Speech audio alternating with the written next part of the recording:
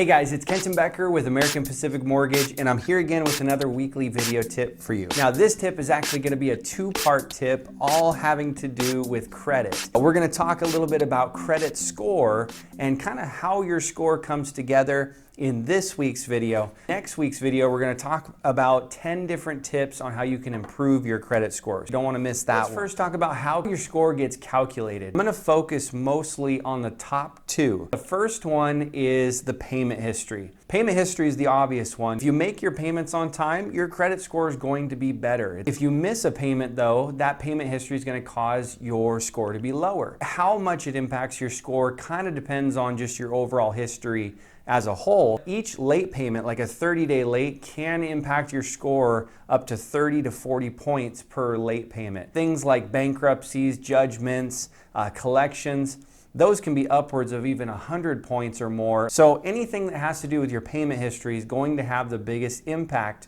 on your credit score. The silent killer when it comes to credit scores though is the amount of credit you have and how much you have as a balance on your credit cards. You have a limit on each credit card, and how high your balance goes to that limit will impact how that affects your scores. For example, a maxed out credit card can affect your scores almost as much as a late payment. We're talking 30 to 40 points that your credit score could drop just from having a maxed out credit card. If you had 2 or 3 credit cards that were all maxed out, that's going to lower your score by 30 or 40 points per credit card. So you could be having a score about 100 points lower just from having a few maxed out credit cards. You really need to keep your credit card balance under 30% of the limit, or you need to make sure you pay that thing off before you actually get the statement.